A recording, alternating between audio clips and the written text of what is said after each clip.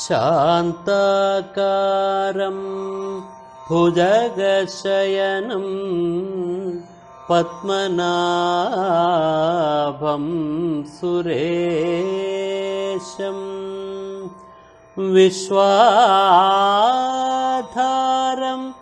ഗഗനസദൃശം മേഘവർണം ശുഭാംഗം ലക്ഷ്മീകാന്തം കമലനയനം യോഗിഹൃദ്ധ്യാനഗമ്യം വന്ദേ വിഷ്ണും ഭവഭയഹരം സർവലോകൈകനാഥം.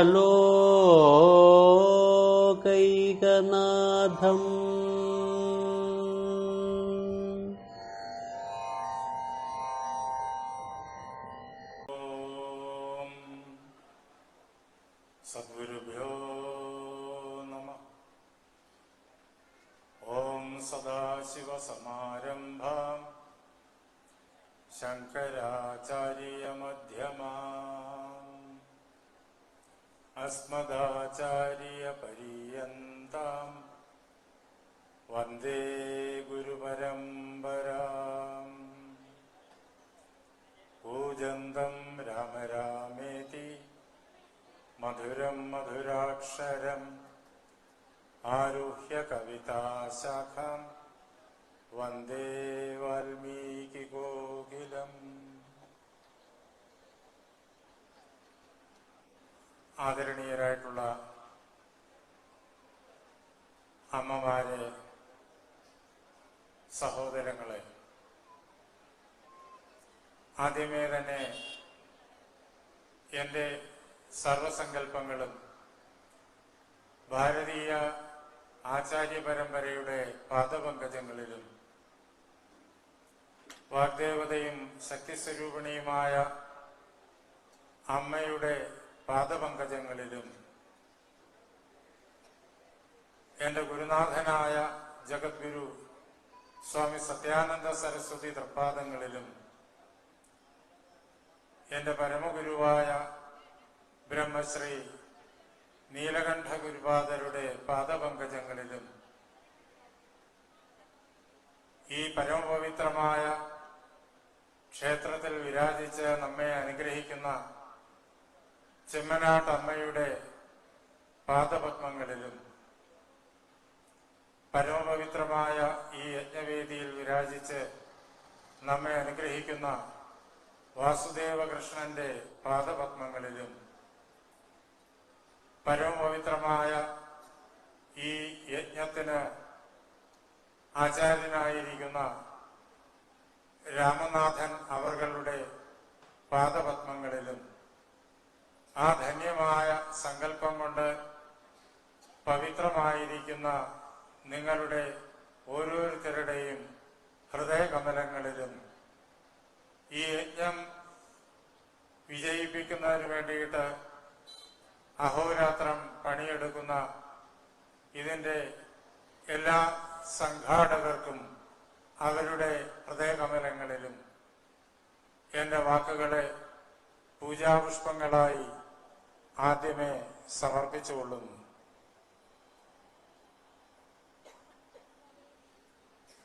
പ്രിയമുള്ളവരെ, രണ്ട് കഥകൾ തുടർച്ചയായി നാം കേട്ടു. ഭാഗവതത്തിലെ 4-ാമത് സ്കന്ധത്തിൽ വരുന്ന ദക്ഷയാഗ കഥയും തുടർന്ന് ധ്രുവ ചരിതവും. ഭാഗവതത്തിലെ 3ഉം 4ഉം സ്കന്ധങ്ങൾ വിതുര മൈത്രേയ സംവാദമാണ് എന്ന് നമുക്ക് എല്ലാവർക്കും അറിയും. ആത്മജ്ഞാനത്തിനു വേണ്ടിയിട്ട് അങ്ങേയറ്റം കൊതിക്കുന്ന വിതുരന് പരമസാത്വികമായ ജീവിതം ബാല്യം മുതലേ തന്നെ നയിച്ച വിതുരന് ധർമ്മരാജാവിന്റെ യമധർമ്മന്റെ അവതാരമാണ് വിതുരൻ എന്ന് വ്യാസഭഗവാൻ തന്നെ നമുക്ക് പറഞ്ഞു തന്നിരിക്കുന്നു. അദ്ദേഹത്തിന് മൈത്രേയ ഋഷി നേരത്തെ ഉദ്ധവനോട് ഭഗവാൻ ശ്രീകൃഷ്ണൻ പറഞ്ഞ പ്രകാരത്തില് ഈ പ്രപഞ്ചത്തിന്റെ പരമമായ രഹസ്യം ഭഗവാൻ ഉദ്ധവന് കൊടുത്ത ഉപദേശങ്ങൾ എല്ലാം മൈത്രേയ ഋഷി വിതുരന് പറഞ്ഞു കൊടുക്കുന്ന ഭാഗമാണ് ഭാഗവതത്തിലെ 3ഉം 4ഉം സ്കന്ധങ്ങൾ. അതില് 4ാം സ്കന്ധത്തിലാണ് നാം ഇന്ന് നേരത്തെ കേട്ട കഥകൾ വരുന്നത്. വിതുര മൈത്രേയ സംവാദത്തിൽ ദക്ഷയാഗ കഥയും തുടർന്ന് ധ്രുവ ചരിതവും. ഭാരതീയ വേദാന്തത്തെ സമ്പൂർണമായി കാണാൻ ഈ കഥകൾ നാം ശ്രദ്ധയോടെ പഠിക്കുമ്പോഴേക്കും നമുക്ക് സാധിക്കും. അതിന്റെ തുടർച്ചയായിട്ടാണ് പൃഥുചരിതം വരുന്നത്.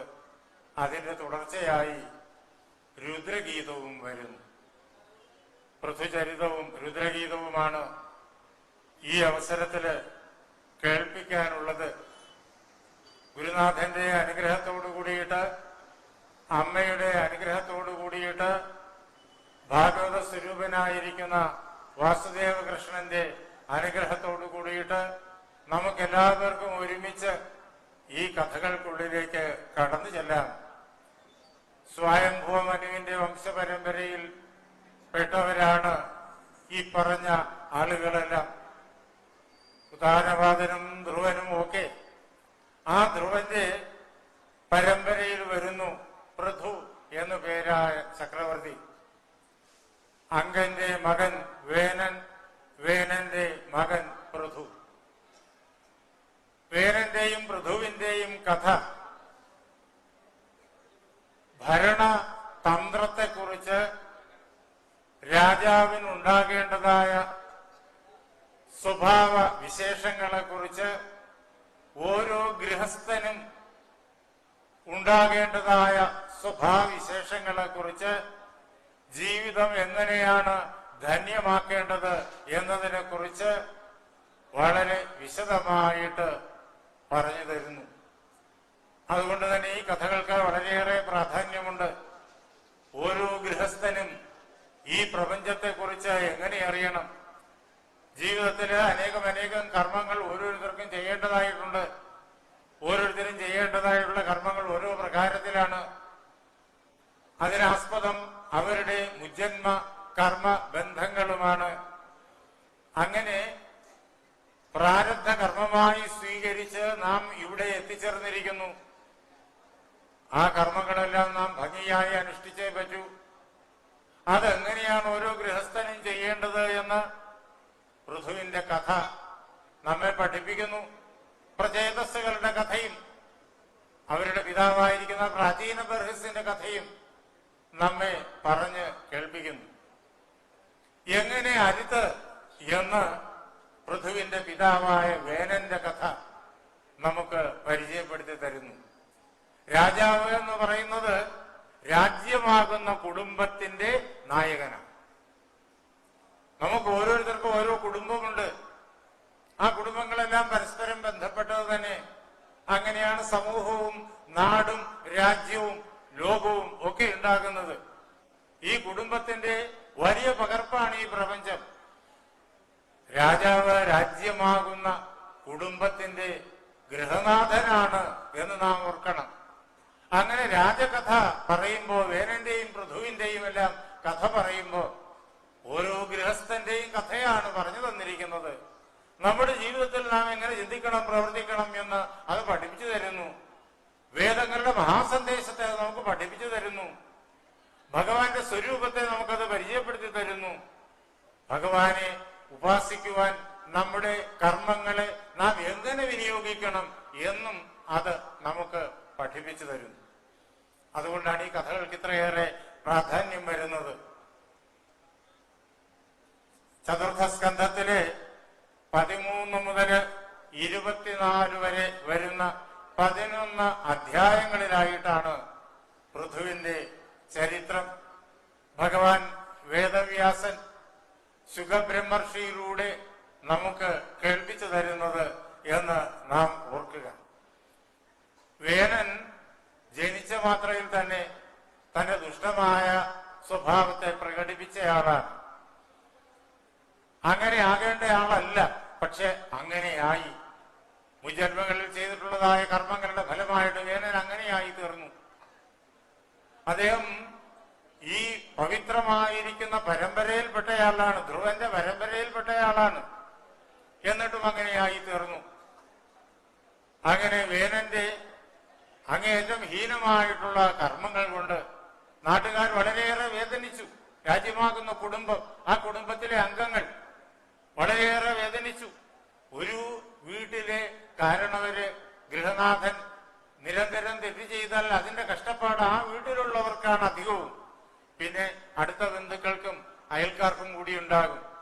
എന്നാൽ ഒരു രാജ്യത്തിന്റെ നാഥൻ തെറ്റുകൾ നിരന്തരം പ്രവർത്തിച്ചാലോ രാജ്യത്തെ മുഴുവൻ ഭയങ്കരമായി ബാധിക്കും. അങ്ങനെ രാജ്യത്തെ മുഴുവൻ തകർത്തു. നാട്ടുകാരെല്ലാം ദുഃഖത്തിലായി. അവരുടെ ദൈനംദിന ജീവിതം തകരാറിലായി എന്ന് മാത്രമല്ല, ഭൂമിദേവി തന്നെ വേദനിച്ചു.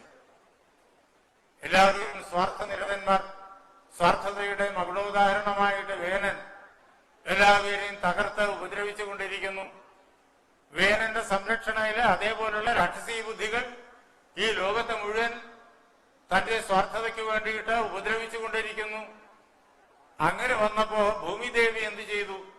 തന്റെ രസങ്ങളെ മുഴുവൻ ഉപസംഹരിക്കാൻ തുടങ്ങി.